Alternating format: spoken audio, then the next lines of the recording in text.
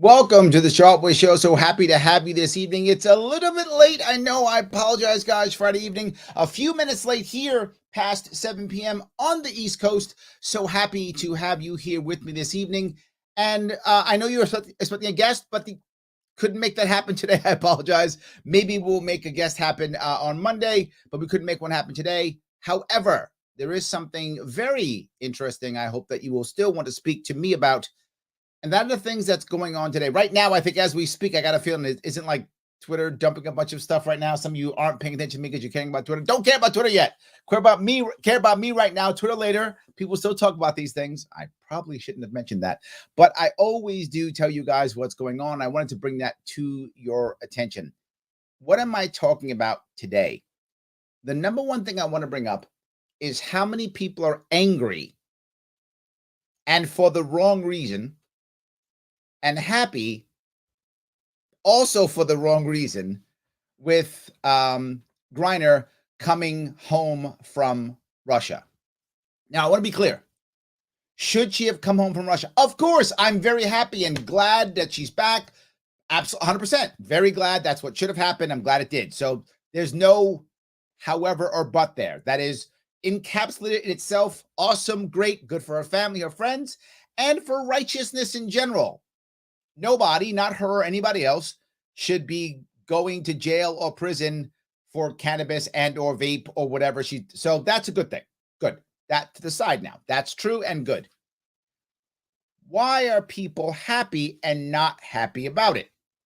Some people are happy because, oh, great, it shows that we beat Russia or that we got somebody back and we showed Putin or something like that. That's one reason people are happy. And that's silly. We didn't beat Putin or win in any way, shape, or form. This is a win for him also. So that part's really the wrong reason to be happy.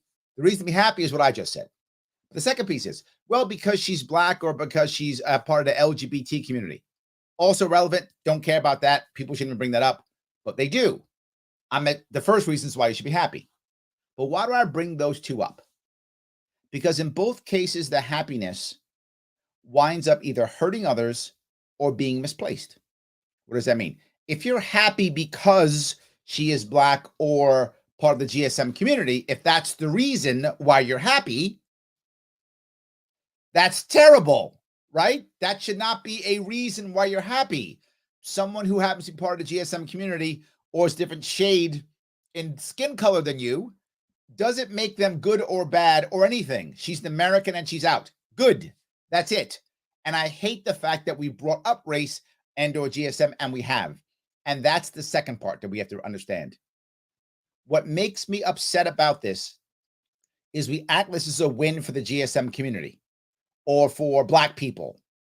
Neither is true. In case you didn't know, I am black. I'm not part of the GSM community, but I am black. And my life didn't get better or worse. The fact that she was black is irrelevant, right? So that shouldn't even be a part, but it is. Why? Because this allows the elites to have us fight each other again. This was never about actually race. It was about what will happen to make the elites fight. And the tip-top Republicans and the tip-top Democrats are very happy to bring up race. Yes, they are.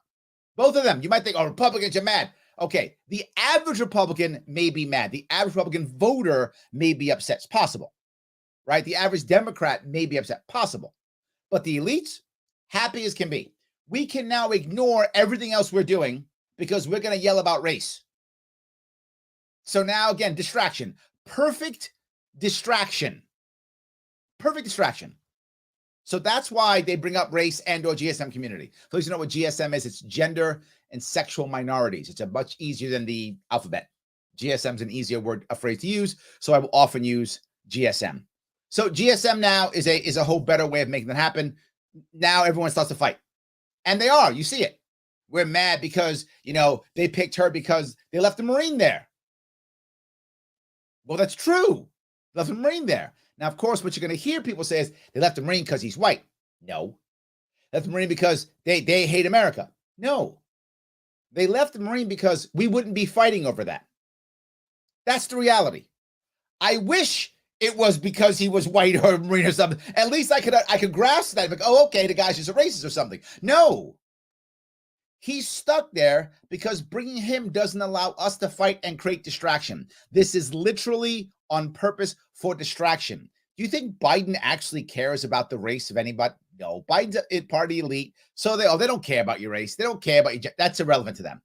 What will keep me in power? What will make Democrats go, yay, look, Biden cares about the GSM community and people of color. So let's forget the fact that he's stabbing unions in the back.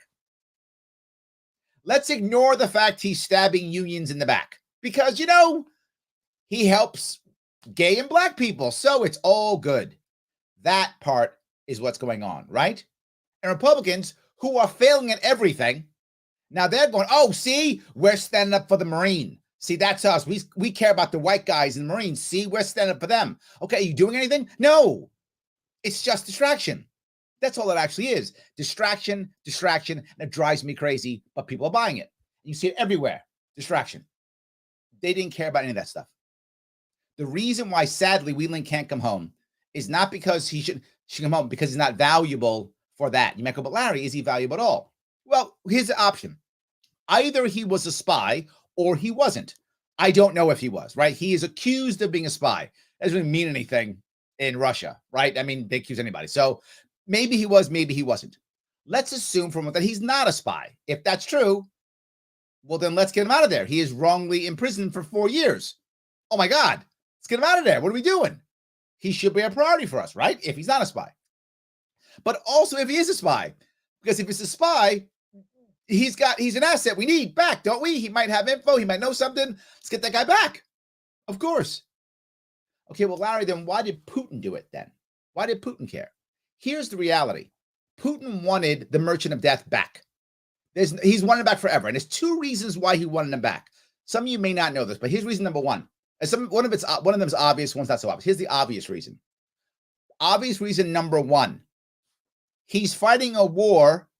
He needs arms. Most of the world is not selling him arms legally, as if that matters, but it does legally. So what would he need? I don't know. An arms dealer, a guy who would know how to get all of the weapons illegally, which is, he doesn't care, right? He just wants to do it. So here's what I'm promising you. Now this guy is back. If this war is still going on 6 to 9 months from now, assuming that it is still going on, there are going to be specialized volunteer units in Russia. They'll either be Mongolians or Chechens or something like that, theoretically volunteers, but they'll be paid by Russians with NATO weapons. They'll be using NATO weapons. Yes. How do I know? Because the Merchant of Death is going to get them for him.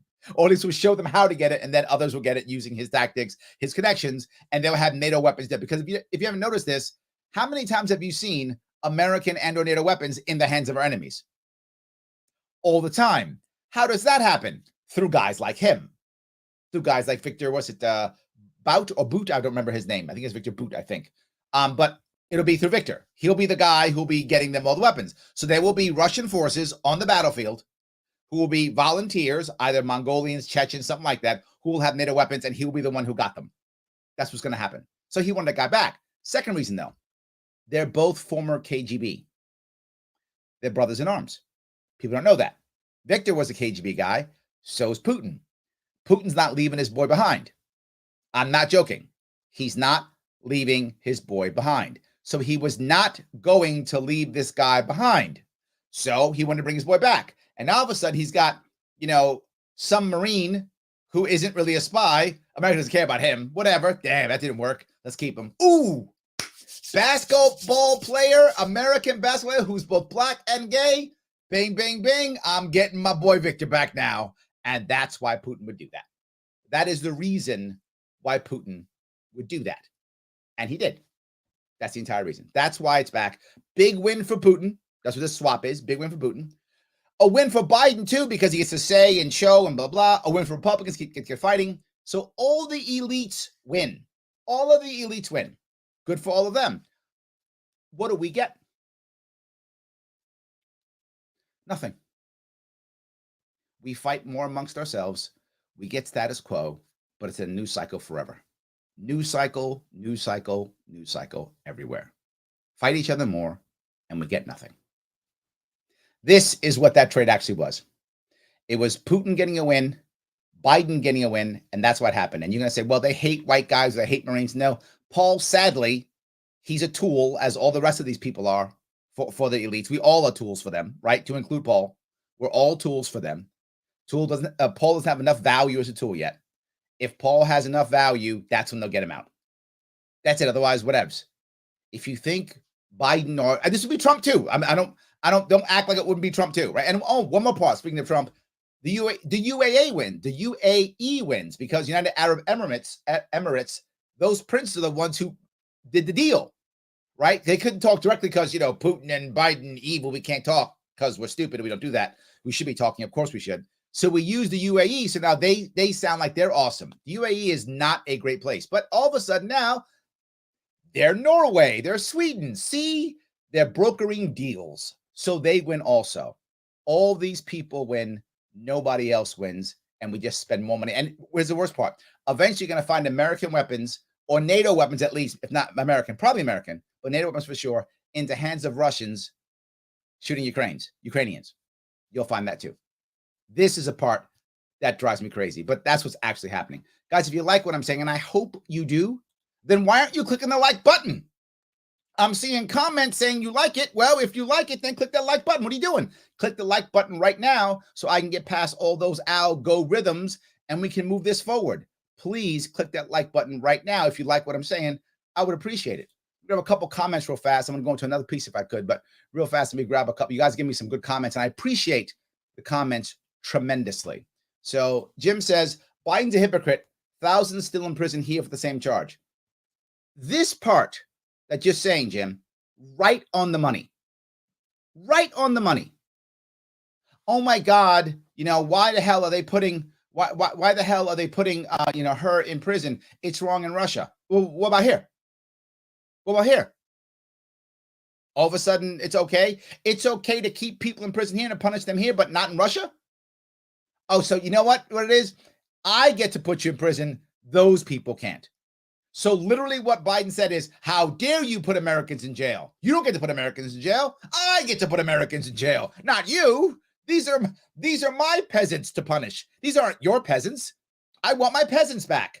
So yes, it's a total hypocrisy. No one should be going to prison or jail at all for anything with weed. Or you found Kathy Hochul, my Empress of New York, Her Majesty Kathy Hochul, first of her name. She is the one who's sitting here saying, oh, we should be so proud. A good day for Biden America, bringing her home. Yet she has outlawed vaping products and cannabis. How she did will also be illegal here in New York State.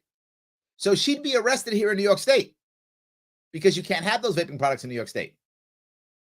You can't sell them in New York State either. So what she got arrested for in Russia, she got arrested for here in New York State too, under Her Majesty, Her Grace, Queen Kathy. That would have happened here too. But she's like, oh, it's a great day. Well, you would have put her in jail. Would have thought twice. In fact, many may not know this. In New York City, as local stores in New York City, where I live, are struggling to survive and to come back from the horrible lockdowns we had, and all people leaving New York State in droves, New York City decided, you know what we should do? Let's do, even though we have lots of crime and people even struggling from crime, they're closing stores due to too much theft. That's literally happening in my city, right? Doing it already. So what should we do? We're going to crack down on people selling weed and vape products and find them and confiscate their goods. That's what New York City is deciding to do because, you can't sell vaping products. You can't sell the products that literally Brittany Griner was thrown in jail in Russia for. We'll throw you in jail here, or we'll fine you at least. Jim, you're right on the money, and even particularly here in New York. 100%. Yes. So Karen says, the optics of the creator of the 1994 crime bill and the woman who openly laughs at locking up people for weed while she apparently smokes is terrible. We literally have tens of thousands of prisoners here for weed offenses. Yes, yes, and yes. And you know what? Is someone like Biden, who did what he did in 1994 and said what he said in the 70s, is he redeemable? Yes, Karen, he is. He's redeemable, but he doesn't want to be redeemed because what you'd have to do to be redeemed is what he won't do. He would have to denounce everything he's done, free everybody, pressure every governor to do exactly the same thing, use a bully pulpit to say how wrong he was able to fix things. He'll never do that. But if it were me and I'd made that error, I sure as hell would. I'd want to redeem myself if I'd made that stupid mistake. I would. He won't. So yes. Torrance says, any regular black person would have been left in Russia. Absolutely not about race or propaganda. Yes, Torrance is correct. Yes. If that was just me or Torrance over there, be like, Larry who? Torrance who? I don't know. You wouldn't know. You wouldn't even know we're gone. You'd have no idea. You'd be like, didn't Larry have a sharp way? I haven't seen a sharp way in a couple of weeks. What happened? That's all you would know. Hopefully somebody would tell you that Putin has me in his dungeon or something. But that's it. Torrance, you're completely correct. That's exactly what would happen. Yes. Brian says, you would think that after releasing the Merchant of Death, the administration would be quiet on gun control for a bit. Not so. Creepy Uncle Joe today posted on Facebook his proud about continuing to work on gun control legislation. Here's the issue again. Something to remember. The Merchant of Death, that guy, Victor, I think it's Bout or Boot. Victor B, I'll call him. I don't know how to pronounce his last name. Victor B. Victor B was literally selling weapons to cartels in Central and South America who were fighting our forces. He was literally helping to create plans to help kill American officers. That's a real thing. And we were like, yeah, but for political gain, let him out. That's correct. He had over a 20-year sentence. So hypocrisy everywhere, Brian. There's enough to go all over the place. 100%. There's enough to go everywhere. 100%. Yes. All right. Let me grab here. Lewis says, excellent point. Thank you, Lewis. I do appreciate that. I hope that was for me. So yes. Let's see here. Tub, how are you, sir? Tub is coming on my show in a couple of months, by the way. Nothing is accomplished until they pass huge bills. See, that's the only thing that matters, is spending lots of money. Spending lots of money, that is the key. Absolutely. Robbie says, the more I listen to this dude, the more I'm impressed by him. Oh, is that me? I hope that's me. I mean, other people here talking are also pretty smart too, so it might not be me. I mean, I definitely don't agree with him on some things, but he seems like somebody you could have a conversation with and still be friends at the end of the day. I hope that's true. I go out of my way to make that true. Yes, I go out of my way to make that the case 100%. Bobby says, spot on, our perpetual tax dollars will be fighting weapons brought in by this arms dealer now probably. Yes, give him some time though first, Bobby. Give him a few minutes, a few months to get his people back together to figure out, what's real. He's been in prison for a while. The ideas are the same. His reputation's the same, so it will still grow. So either way, it will still grow. You are correct. That is a glorious piece to understand that arms dealers exist and have existed forever and still will keep existing. Legal arms dealers are valuable, but so are illegal arms dealers, because now when a government doesn't want to officially back somebody, they get a guy like him to do the dirty work for them. So yes, that is why Putin is very happy that if you saw the pictures of him coming back, he was being hugged by Russians. Like he's in a Russian elite. That guy's one of them. You would think he's a criminal or a bad guy. I mean, he is, but he's not part of an underworld. If it makes any sense. He's not like a street thug. If you would think of someone like that, who they would just arrest and put in jail. He's part of their elites. He's the equivalent of just one of our CIA agents who is helping to arm bad guys, right? Whoever the bad guy is in that case. Well, I guess we would call them a good guy, whatever we would call them. So yes, that would be it. All right. Let's see if I can go down here. David says, are you going in for president? Or are you going to continue contracting on New York governor? Let's see what you can get in debate stage. If any LP could get on there, you can. David, thank you for that. You will not see me running for president in 2024. You will not see that. No, not me. I appreciate it. I just ran for governor and it wrecked me in more ways than one. So I will pass on that. I am absolutely focusing on New York State, and I will be focusing in the next 2 years, get ballot access for an independent party, Libertarian Party here in New York State in 2024. I'll be focusing on that. No, well, I'm not ruling out a presidential run. Maybe in the future, who knows? Maybe 2028, maybe 32, 36, who knows? That's all a maybe. I am ruling out 2024. It is for those of you who know, running for any major office is punishment on you, your finances, your family, and I have done enough. I got a butt whipping this year, so let me fall back and do some more myself. So yeah, anyway, so I do appreciate that. Yes. All righty. Let me see if I can keep going on down here. I do appreciate what you guys just did. Mike says, you're awesome. Oh, thank you. I do appreciate that, guys. You guys are being good. Yes. I do appreciate that. And of course, Pete, the man, I do it every time you ask me to, and I do it. The national debt, 31 trillion, 335 billion, 87 million, 282,739.04. And it grows so fast that by the time I was finished reading it, it was already wrong. It's already higher. In fact, by the time Pete put that in the chat, he was already wrong. It was already more by the time he was done putting it in the chat. So, yes, that's absolutely correct. 100%. Yes, that's very good. All right. Denick says, just in Jackson Heights, Queens, New York City, big pharmacy stores like Rite Aid are closing because of high crime stealing.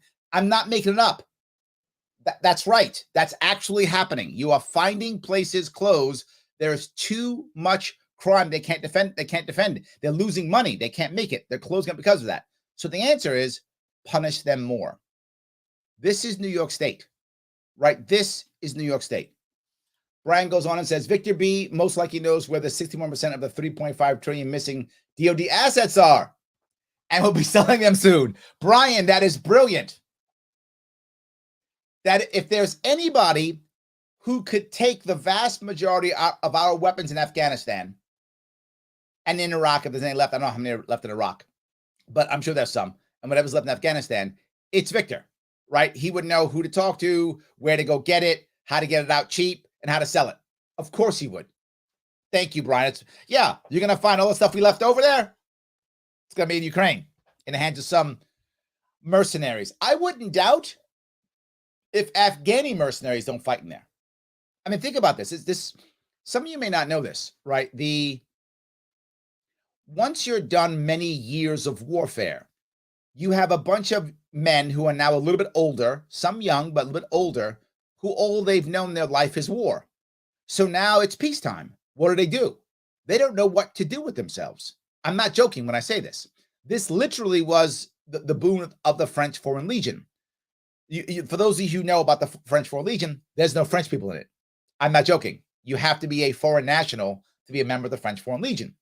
So what would happen is after every major war, the soldiers who were done would go join the French Foreign Legion.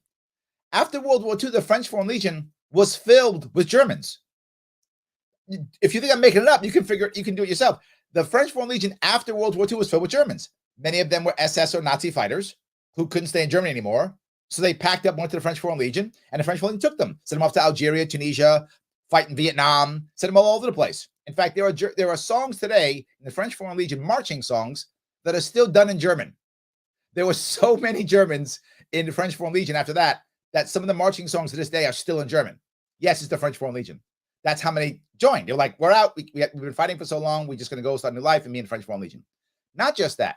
After the Afghan War, there were a bunch of Russians and a bunch of Afghans who ran over there to fight in the French Foreign Legion. After the Yugoslavian Civil War, a bunch of Serbs went over there, right? Well, now you got 20 years Afghanistan. What do you know after that? Where do you go? They've been fighting us for 20 years in Afghanistan. Where are you going to go? Well, maybe Victor's got some weapons and some mercenary crews. You can fight in Ukraine. Ukrainians actually had some people fighting against the Russians from Chechnya who were unhappy with the Russians. They had Chechens go fight for them. So when you've had years and years of battle and you don't know how to function in a peacetime environment, you find a lot of younger men, they may find themselves there. So I think, Brian, you've hit a very important piece. I appreciate that. You're exactly right. Yes. All right. Let's see if I can go down here a bit more. All right. David says, I appreciate you. Keep at it. Look forward to when I can see each other. We can see each other in person. Oh, yes, of course. Been a few years. Look, I am out and about, and I will still be out and about, of course. So I do want to pick up another piece if I could.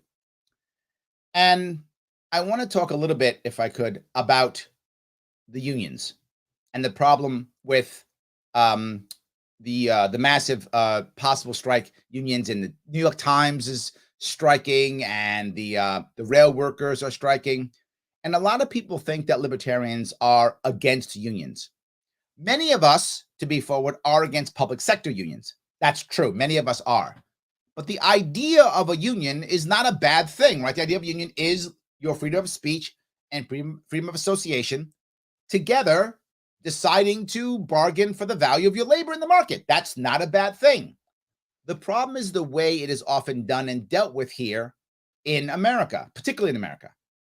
Other places too, but particularly in America, in that it looks as though they put the railway people allowed the government to create a monopoly and didn't fight them because it made sense for the for the owners of the railways. They allowed this to happen, right? So now all of a sudden it happens. You've basically got a government monopoly. It's not officially a government monopoly, but it's basically a government monopoly. So now the government can say, well, no, we're going to strike or not strike, or we're going to fight you or not fight you. The government shouldn't be involved in this at all, and there shouldn't be monopolies, right? That's what shouldn't happen. However, that's where it is, and I can't stand it, but that's where it is now. The idea that, and some of you may be mad at me, but the idea that if they strike, it may shut down the country, that's possible. That's not a bad thing. What do I mean by that? I mean that if that's how it works, and that gets us to realize two things. One, government shouldn't be involved in this, and there shouldn't be monopolies. Good. Good. If this is that critical and that important, maybe government shouldn't be running it in the first place. If it's that critical and that important, then maybe these people are that valuable, right? Like, to be forward, I know nothing about railway. I don't know if the skill sets involved are harder or not as hard or more difficult to find. I have no idea. So these may be very specialized, skill sets or not. I don't know. But my point is, if I'm assuming it is at least semi-specialized, otherwise they would just be able to find other people to do it, right? I assume so. But if they can't, then it's specialized. This type of strike is not necessarily a bad thing, right? It's not necessarily a bad thing. If this grows and makes us show that a collapse is imminent, that we should change the system, maybe we will.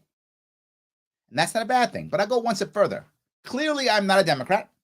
However, if you are a Democrat and you support unions, Biden has screwed you over. And you voted for Biden. Shouldn't you be mad? No, because he freed Griner. And so now he loves black people and gay people. So it's all good now. Yes, that is my problem. Right then and there. That is my problem. This is, if you are a Democrat and or you support Democratic policies in general, which is unions, of course, if you are a Democrat, you would support unions for sure. I mean, other people do also, but clearly if you're a Democrat, you do. He screwed you over and covered it over with, look at Ukraine, look at Russia, look at all these things. This is the part that's bad, and people aren't even getting that either. This is more distraction. This is more distraction. Our rail system has been broken in this country for decades. And it's been covered over. Amtrak doesn't make any money, right? And there's like, is it 4 or 3? There are very few. This is a common problem in our country completely. And whether you're libertarian or not, you should understand how bad this is. We have a very few number of companies that control massive industries. Now we see it with media, like 6 companies control all the media, that kind of thing, right? And it's the same. It's similar, like, it's food production, like 3 or 4 companies control all food production, which makes it very easy to create oligarchies, very easy to create cartel systems. And this is the perfect example of this. Now, here they're going to get mad. See people on the left get mad. No, Larry, you don't understand. These companies are making record profits, and that's the reason for inflation. Well, that's partially true, and we should be honest about this. Is that the reason for inflation? No. Is it a reason? Yes.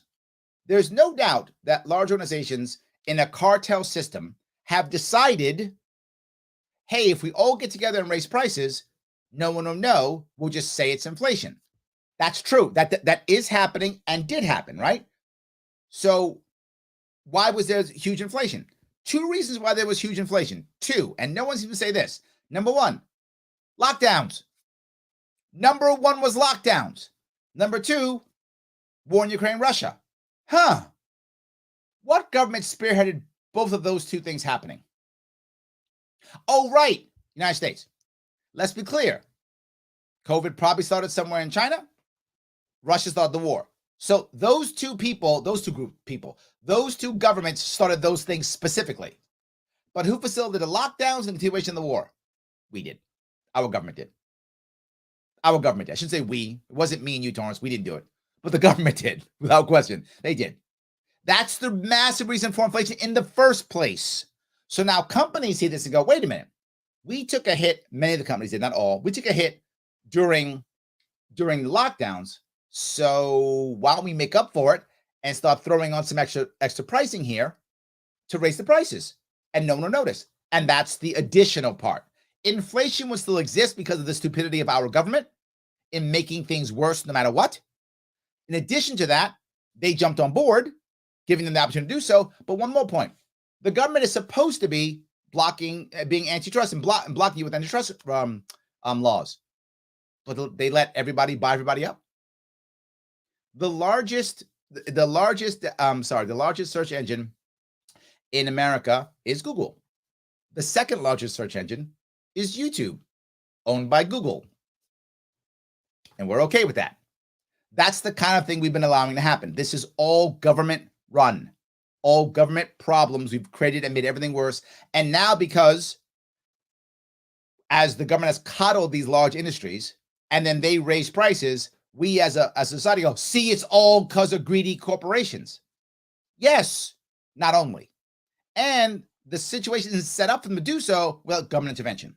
So the government sets the stage for someone to cheat, begs them to cheat, then they cheat, and we don't blame the government, we blame them. That's what's happening right now. Again, who's talking about that? I don't see many people. They're either going, oh, let the Fed raise or lower rates, or oh my God, the war's terrible, or evil corporations, instead of saying we set it all up. We did that. And you might say, well, Larry, what's the answer? This goes back to the railway situation. How could we stop a cartel system, whether that's, a coconut Pepsi deciding to do something, or 2 or 3 media companies, or 2 or 3 railway companies, in the case of railways, how can we stop them from price gouging? How do we do that? How do we stop them from doing it? Well, ask yourself, if you've got to go out to a store and you see there's 3 stores and you like to buy, I don't know, shirts, and you go to buy a t-shirt, the t-shirt's $9 for a t-shirt in 3 places, what would you do? One of 2 things. One, find another t-shirt store someplace else that sells t-shirts. Oh, competition. Yes, I always say the same thing. I don't want to knock down Goliaths. I want to create more Davids that can knock down Goliaths for me. So I have rotating Goliaths as more Davids raise up. That's the goal. But what happens when there isn't a person that does that? Oh, I know. Black market. Yes, the black market. Because now what happens? And to your earlier point about my earlier point, I'm just say about theft. So what are people doing now?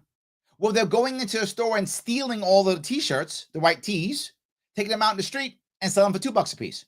When it costs $8, somebody else, they'd sell for $2. The black market answers the question that the market won't allow you to. So now what am I doing? Well, now I'm encouraging a black market. When I encourage a black market, I encourage 2 things. Poor people going to jail, and 2, violence. Because I can't use a court system or cop system in the black market. So I encourage more violence. Then what do I do with that? Well, I blame the poor people for violence. That's what I do. I blame the poor people for violence. And I put them in jail, and I take away more guns from people who aren't even poor. I create gun legislation to stop them from shooting each other, which doesn't stop them from shooting each other at all. It just puts more of them in jail on gun charges, which is all it does. And I keep going. But if you care about people of color, like you say, you wouldn't do that. But you do. This union thing, this Griner thing, they're all related. I know it's kind of off. I know, but they're all related. Let me grab a couple more of these if I can. All righty. Let's see. Brian says there are also many Polish and the Free Romanian fighters fighting in Ukraine. Yes, look, whenever you have war across the world, you will have mercenaries who will go there to fight, men trying to prove their mettle. To be fair, I don't know if I might have told some of you this story. When I was getting out of the Marine Corps, when I was considering leaving the Marine Corps in the 80s, I was considering getting out or reenlisting for another 3 or 4 years. I decided to reenlist. But prior to reenlisting, I was thinking, what do I do? I was young when I was considering this. I was only 20 because I joined the Marine Corps when I was 17. So by the 3 or 4 year mark, you start thinking, am I going to stay in or am I going to get out? What am I going to do? So I'm thinking, this is the 80s, late 80s. I'm thinking, what am I going to do? And I actually thought, to be very fair with you, Brian, I thought of going to Angola. I think it was Angola because there was a civil war going on in Angola at the time when I was considering getting out. I thought, I don't really have a good skill set to go work. I was in the ground side of the Marine Corps for my first tour, and my skill set was really combat. That was my skill set. So I thought, oh, I could go to Angola and I could train. I could train mercenaries. That's what I was thinking. I could train mercenaries. I knew how to call fire. I was a marksmanship coach, teach them how to shoot, and do that kind of stuff. I'll pick a side that'll give me the most money because I had no idea what side was which. I thought I'll go do that. And I didn't do it, obviously, but I considered that. I'm saying to myself, if I considered that, a lot of young men didn't just consider, they went, right? I mean, they went. So I did consider that myself. So obviously, a lot of young men who want to prove their mettle or feel like this is a way of making money or seeing the world or whatever will go off to fight. I think it's true. Absolutely. Torrance says, real unions, real bargaining. Yes, yes, and yes. Absolutely. Yes, yes, and yes. Absolutely. And then he goes on to say, yes, collapse is in our favor. I'm not necessarily saying in our favor. All right. I don't want it to happen, Torrance. But if people are afraid of it, they might actually do it. But I would take the collapse before. I think you're right. I would accept the collapse if that gave us the outcome. My worry is, might be a bad collapse. So he says, New York Times is striking for what? The right to hide real news. Just kidding. It's like the printers and Liberty on strike. No, the issue with the New York Times, for those you don't know, the New York Times has been able to actually, relative to other news corporations, make decent money. They make decent profit, relative to others. The industry in general is in trouble. But they have done a very good job. And I think most of it's because of like digital Wordle and stuff like that. That's just my view. I'm not a New York Times reader or subscriber, so I can't tell you why. I don't know why people read it. But people do, or at least subscribe to it, I should say. I don't know if they read it. They subscribe to it to get the goodies, whatever goodies they want. So a lot of people do that. And they've done well. And because they've done well, their workers want more. So again, I'm not against this idea. I think, to Torrance's point, let them strike. It's a good thing. Because one of two things are true.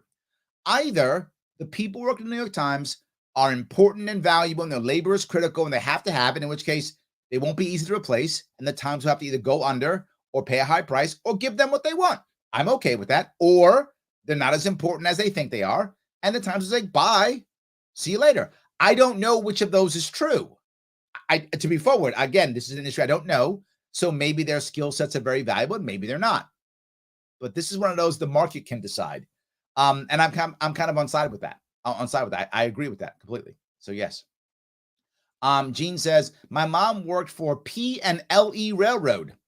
I remember her walking the picket line until they were ordered back to work. Yeah. Government shouldn't be ordering you back to work. And I know that will make some of you on the right a bit angry because you like when Reagan did it and such.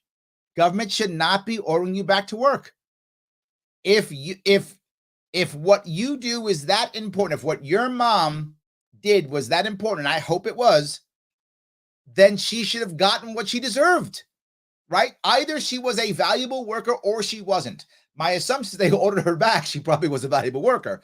Otherwise, they wouldn't have ordered her back. So that ordering her back shows she was valuable, and she should have gotten what was right for her, 100%. Jingles want to say, my mom said that Amtrak destroyed the railroads. You mean that monopoly didn't make things better? Now, I know what some of you are going to say, those of you who lean left. You will say, well, look, Larry, it's not a monopoly. It's government run. It's nationalized. So now it's government run. I get that distinction, but it doesn't not make it monopoly. It's still monopoly, right? Or cartel system, right? Either one. And what happens often is cartel system. And here's another great example of this. Cable companies, Comcast versus Spectrum. Well, what happened is they create a cartel system. We will buy up the monopolies in this area. You'll buy up the monopolies in that area. Have you noticed that many places you go, almost every place, there's only one cable system? That's it. It's a cable system. And is there anyone here who would ever say that, man, the customer service of Spectrum, the customer service of Comcast, whatever, has been good? No. The customer service of Spectrum was so bad, they had to change their name. They weren't called Spectrum, right? Weren't they Verizon? Optimum? I forgot what they were. It was something else. I forgot what they were. Now I've forgotten. It worked. So their name change worked on me because I've forgotten who they were before. But they had to change the spectrum because the name that they used was so synonymous with garbage customer service that it changed their name. I'm not joking. That's why they changed their name, because everyone thought their customer service was so bad. Why did you care? You had them or nobody. Well, you know what happened? Two things. One, satellite. And Dish and DirecTV all of a sudden made them have to worry about competition. They had to get better or go away. But the second thing, of course, which is happening now is people don't have any box. They're on their phone or the iPad, whatever. Cable companies have to be better. If you notice, they are better. I mean, they still suck, but they're better. They have to be. How do you make Amtrak better? Competition. But Amtrak is basically nationalized. To your point, it destroyed railroads. We'll have more centralized control because that's worked. Oh, right, never. They might go, Larry, that's not true. Centralized control works in the military. It doesn't. It doesn't. One of the reasons why the Russians are struggling so much in Ukraine, there are many reasons, obviously. I'm giving you one reason why, only because that reason happens to fit my narrative here. One of the reasons why they struggle so much is because the Russians are a centralized control military. Americans are not. How do I know that? If you've been in the military, you know what I'm talking about. The non-commissioned officer, the sergeant, has a lot of control over the unit. Not 100%, but a lot of control over the unit. So when the sergeant on the field sees things, they can take care of things and do things, right? Where in the Russian military, you can't unless you get orders from above. That's how they work. They are heavily officers and then a bunch of basically, in their mind, peasants, replaceable soldiers. That's how they see it. The American military doesn't see each soldier as replaceable. They see each soldier as an important individual. I'm serious. And they say sound, but they do. They give us there are a lot of 19 and 20-year-olds in the American military making serious decisions. That does not happen in the Russian military. It does not happen. So they get stuck sitting there doing nothing, and they get their butt kicked. The Ukrainians have been trained by Americans since, was it 2014? I think 2014, if I'm not mistaken. So for the past 6 or 8 years, whatever time frame that is, we've been training the Ukrainian military. So even though it's smaller, it is better equipped because it has American NATO equipment, and it has a non-commissioned officer corps. You might say, why does that matter? What maintains discipline in the military? It's not officers. It's not lieutenants and captains.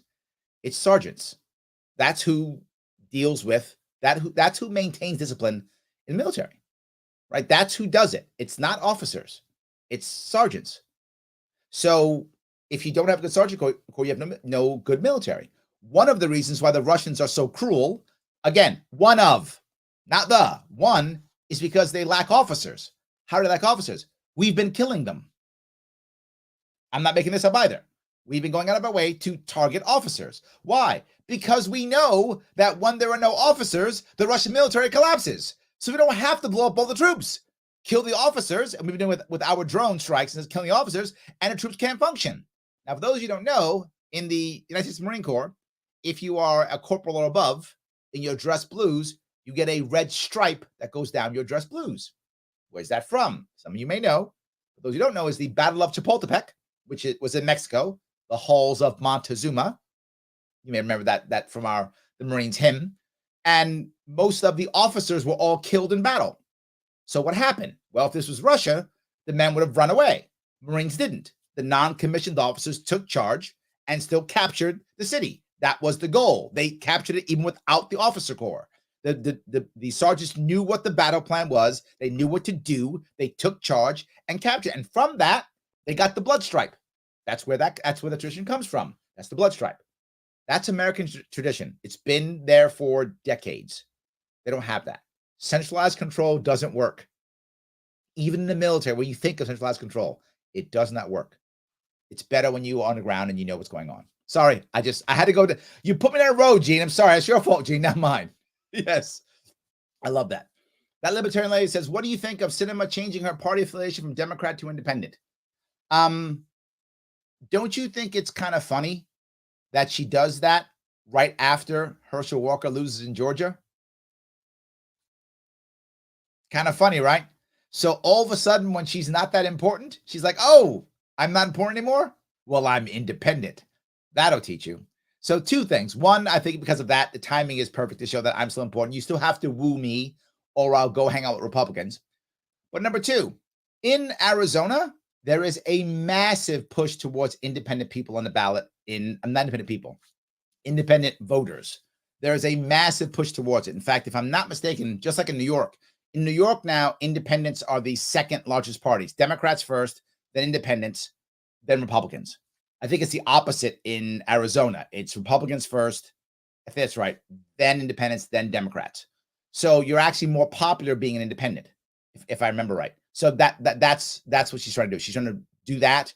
And I think she's not going to win, right? She's not popular as a Democrat, so she probably would lose a primary when that comes up, and she would probably lose the Republican because she's not Republican enough for most Republicans. She's far too left for most Republicans in Arizona, and she doesn't toe the line for Democrats in Arizona. So she's going to lose her next primary if she even does primary and if she even runs. So she'll either try to run independent or she won't run anymore and she'll become a lobbyist. Either one. I think it was totally done for her own. It wasn't done because she saw the light or because she cares. It was done because it makes tactical sense for her. For her being a grifter, well done. But that's all that matters. That was a grifting move, if it makes any sense. So, all righty. Jim Coe's government destroys everything it touches. Well, yes, that's true. Yes. Brian says, record profits are a natural occurrence of inflation. More dollars chasing the same or fewer number of goods. Agreed too. Yes. And that's my point, right? This was set up by our messed up government so that could work. So yes, 100%. So, all right. Shelley says, Italy was hit extremely hard by the virus, but they bounced back quickly. We dragged it out. We're still dragging it out, Shelley. People are still telling kids to get the jab. They're still telling people to get masks. We haven't let it go yet. We still haven't let it go. So we're dragging to the last minute. Still. Absolutely. Torrance goes on to say, lockdown and vaccine will do more damage than the virus. And I said that years ago. I'm on record. I have the receipts. I said that years ago. The damage that's being done now because of our lockdowns, far worse than the virus could have ever done. I'm not even joking. Even if we did nothing and not 1 million people died, but 2 million people died. Even if that happened, I mean, I think it would. But say I'm wrong and 2 million would have died. It would have been 2 million people who died, and that's it, which would have sucked, but that'd have been it. Most of them would have been older. Sucks, but wouldn't have been younger. Right now, the youth that is being devastated right now because of these 2 years of lockdowns. Michael, Lara, are you saying young people are more important than old people? Yes, I am. I don't care. I'm old. Yes. My daughter or me, my daughter. Let her go off and live. I'll get the virus and I'll die. Yes. No, I'm not going to walk away from that. Yes. Yes. My daughter is more important than me. Yes. 100%. I will own that, bite that bullet every day of the week. So do I want old people dying? Of course not. Of course not. I have people who are old in my world. I don't want them dying. One, sadly, this year passed away. I have one more that I hope doesn't pass away soon. But I have a couple of people who are in their 80s in my world, and I would like them to not pass away. So I've got 2 more actually now. So let's hope they don't. But if I have a choice of them or my daughter, they can go, and they would have agreed with me. So that's all I'm saying. So anyway, my point being, the damage that the youth are going to take here, it will be tens of millions, and I'm not exaggerating, of youth who are punished by this. Think of how many people who were 16, 17, 18 years old, who their future was destroyed by 2 years of not going to school, not going to college, not going to play football, not playing basketball, whatever's the thing. Not just that. The millions of kids who were 2, 3, 4 years old, who now all of them are 2 years behind in their growth. And I'm not making that up. That is a fact. They are years behind. They will be making this up for years. Your brain doesn't all of a sudden become plastic again. It's only as plastic as it can be for a certain period of time, and that's it. That's all it is. Hey, Craig, how you doing? Craig popped in. So, yes. That's all it is. So there will be a lot of damage being done. A whole lot of damage being done. You are correct, Torrance. So thinking about this now, if you're liking what you're seeing and you're watching this on Twitter, do me a favor, retweet this on Twitter. If you're thinking about this, retweet it on Twitter. It does matter. Retweet it. If you're watching on Twitter right now, Every time you retweet, someone else notices. It is important. So if you can, retweet this on Twitter. I would appreciate it if you can. So I know some of you are not watching on Twitter. Some of you are watching it on Facebook or watching it on YouTube. But if you are watching it on Twitter, please do that. All right. Keep going if I can. All right. I grab a couple more of these. Jim says no bargaining with government. I don't know if I want to go that far. I mean, do I want to go that far? No bargaining with government? I don't know. So, okay. Maybe. Let me grab a couple more. Gene says the Pittsburgh Post-Gazette's on strike now. Look, I'm not against people going on strike. If you think that you're important, then yeah, let's strike. Show your value. I agree. I'm in. Right? People should get on. Next thing is, let me keep walking down this. Let me keep walking down this road for a second. It's important that people all workers get as much as they can from their labor. And I mean, I'm not just joking. If they can get it, they should get it. 100%. But not just that. If possible, you should be able, if you can, to get ownership of the means of production. Now, it sounds like I'm being a socialist, but no, it's voluntary. You should be able to do so if you can get it. What's wrong with that? That's a good idea. What does that mean? Well, maybe you could start a co-op as long as you're not being forced. As long as you are doing what you can do voluntarily, do it. I was the only candidate when I was running for governor who actually talked about making it easier for people to start co-ops if they want to. Just not forcing people to do it.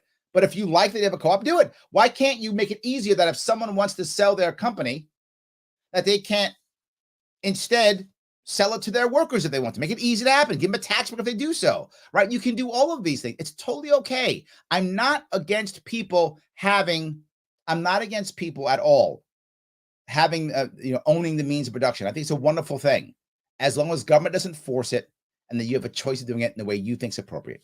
And that might change some of the strikes. Maybe that's a way for them to do this. So, yes. Ricky, how are you, my friend? I am very glad you are here. The Biden administration has an obligation now to deliver on cannabis reform. God, I wish that were true. I hope that is true.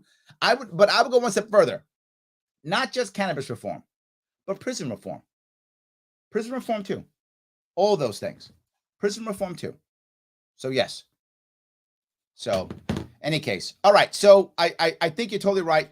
I think I have my team is telling me that Donnie wants to come in. Donnie, is that true? Do you want to come in? Right.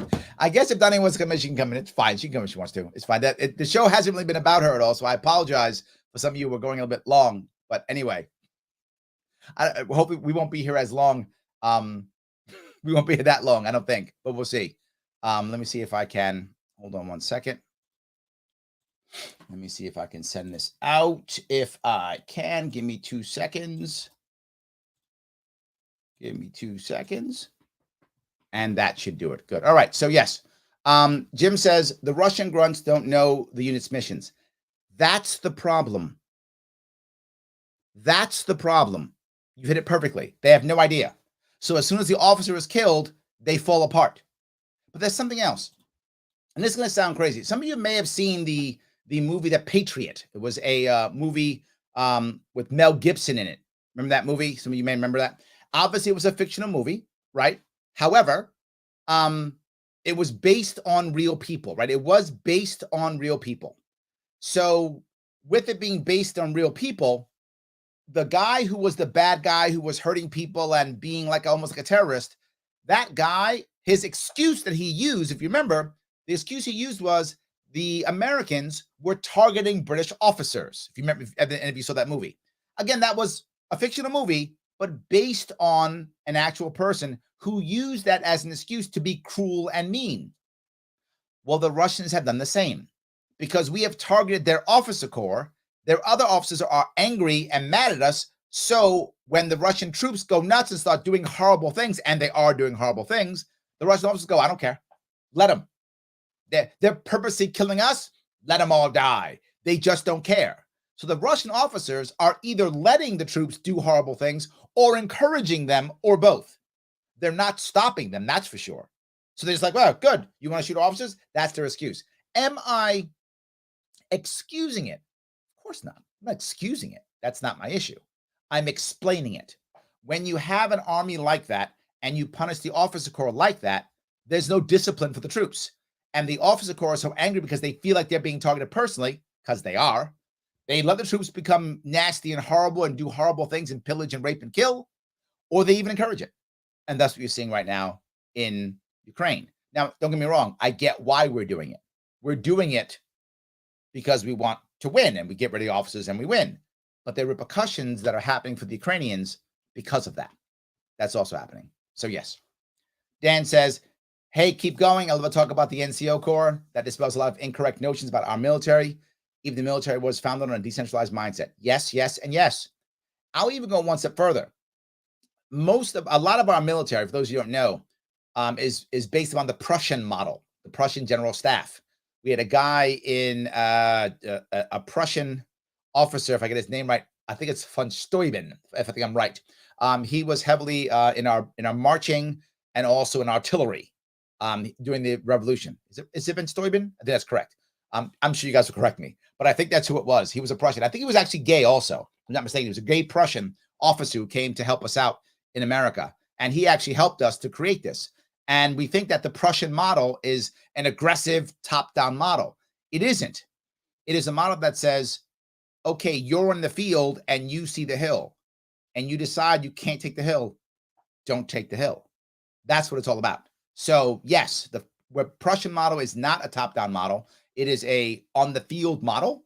Rommel wrote a book called Attacks. Erwin Rommel, famous World War II general, World War I lieutenant. He fought in both wars. He wrote a book called Attacks, talked all about that. And he was Heinz Guderian was another German general who wrote a book, Achtung Panzer, I think was the name of his book he wrote. And he talked about that. Von Clausewitz wrote the book On War. He spoke about this also. So yes, localized control in each one is critically important. So there we go. I hope that was clear. Thank you for that. So, all right. Let's keep going down here. Pete says federal COVID spending $41,000, $870 per taxpayer. Oh my God. Oh my God. Wow. Michelle says, I found that I'm quite a good teacher during lockdowns. Lucky since I may have to homeschool because of Empress Hochul and her mandates. I started homeschooling my kid, Michelle. I'm with you, right? My youngest one is 12 now, was 11 then. We homeschooled her because the schools became a prison. And I'm like, I'm not sending my kid to prison. I'm just not doing it, right? I'm not sending my kid to prison. There's no way I'm doing it. It's crazy. So, I don't want to do it. I don't want to do it. I agree with you completely. So Shelley says 1/8 of an 18-year-old's life has been chaotic. Society will see repercussions soon. And for what? It was all child abuse. Wow. You're right, Shelley. Wow. Chip says, great points being made by everyone. Keep the good work, Larry. We are trying to make things happen here, Chip. This is what we talk about. This is how we rock and roll. This is how we rock and roll. Absolutely. So, MW Knox says, I have little sympathy for Griner. Bringing drugs to foreign countries is insanely stupid. She could have been hanged if she went to Singapore. But I do. I disagree with you. I think the whole thing, having in any of these countries, I get you want to respect their laws. I do, right? And I get what we're talking about, right? That you're saying I want to respect other countries' laws. I do. However, big however, I do have sympathy. She had weed in a vape pen, and she had to spend 9 months in a Russian prison. I have sympathy for her. I do. And maybe I'm the crazy one, but I don't think she should have been arrested. I think weed laws are dumb throughout the entire world, to include Singapore. I don't like their laws there. I think they're all stupid. But I get your point. You want to respect somebody else's laws. I do, but it doesn't mean I don't have sympathy, right? It doesn't mean I don't have sympathy. It's like if someone is, I don't know, someone's late at night, gets dumb and gets drunk, and someone knocks them over the head and steals their wallet. Yeah, you probably shouldn't have got drunk in a bad neighborhood at night. Yeah, but I still feel bad for you. I don't want you to get, knocked in the head and get your wallet taken. I still have sympathy for you, even though, yeah, you kind of shouldn't have done that, right? If that makes any sense. So I don't want to be a jerk about Griner. I think she does what she's doing is important for others, because now others, I hope, will see it, right? That's the goal, to your point, and go, you know what? Maybe I should check this, right? Before I make that, decision. Maybe I should check and not make it happen. So anyway, yes. All right. Dan says, thanks, Larry. I didn't realize the show was on Twitter. I hardly ever use Twitter. I've never tweeted anything in my life until now. Now I have a purpose for Twitter because my Facebook friends really don't care. Oh, I like that. Thank you. Well, I'm going to go one step further, right? One step further. If you're watching this on YouTube, do me a favor. Subscribe to the YouTube channel, but subscribe to the Sharp Way YouTube channel. I would like you to subscribe to the Sharp Way YouTube channel. Some of you are watching it on Larry Sharp, and that's awesome. But coming in January, I'm shifting most of this only over to Sharp Way. So once it's only over in Sharp Way, at that point, you only going to see this stuff on the Sharp Way channels and the Sharp Way properties. So please, when you have a chance, subscribe. And also something else, if you could, click that button that sends notifications. Why? Because I get shadow banned. I do. If you click the notification, better chance you'll actually hear or know that I'm going live. Also, you're probably noticing that I've been putting stuff out ahead of time more. So I think that will be better. So yes, please do that. If you could please subscribe, it would absolutely be helpful. It would help me tremendously. So thank you for that. All righty. Let me grab a couple more comments if I could. Jim says Von Steuben was big on hygiene. Thank you. It was Von Steuben. I was right. Yep, Sal, Von Steuben. I was correct. All right. I say this because I want you to know I don't have a way to check. I'm talking to you. So I'm going off top of my head, and I don't always remember the people who I try to get my history right, but I'm not always correct. So some of you guys talk about it. Torrance says gay Prussians. Yes, that's true. It's true. Absolutely. 100%. 100%. Yes. All righty. Let me keep going down here if I could. All right. Brittany should now help Paul W. out of prison. Pay it forward. Ooh, that's brilliant. I wonder if she will. I wonder if she can now be a voice for him or someone else, right? Maybe. Yeah. Red Vape says, I'm not against bringing Brittany Griner home. The part I'm against is the Biden administration choosing Griner over Marine Paul veteran who's been there 4 times as long without committing a crime. Yeah, that was my whole point earlier. I was bringing up, right? Is it was a political move that made sense, right? A political move that makes total sense. Sam says Twitter files released proof that shadow banning happens and that execs lied on social media, and the Congress. I gotta tell you, some of you don't know this. I have to stream this now on 8 different platforms so that I can get the views that I want to get. Most of you see this on a platform, not getting more than 100 or 200 views any given time. Then over time, it'll get 5, 6, or 1,000 views maybe on one platform. So for me to get as many views as I want, I've got to stream this on multiple platforms. Why? Prior to the COVID lockdowns, for those of you who were with me back then, I could stream this just on Facebook and get 7,000 views. Just on Facebook. Nothing else. Just on YouTube and get 2,000 views. That was what used to happen. Then I got shadow banned. Now I'm on 8. Yes, this goes on everything from YouTube, 2 different YouTubes, to Facebook, to Twitter. This goes on Rumble. This goes on LinkedIn. This goes on Roku. I put this on everything so I can get the same number of views I used to get on just Facebook. And I have more content and better content, and I get the same number of views from 2.5 years ago from one platform. So yes, Sam, I understand shadow banning very well.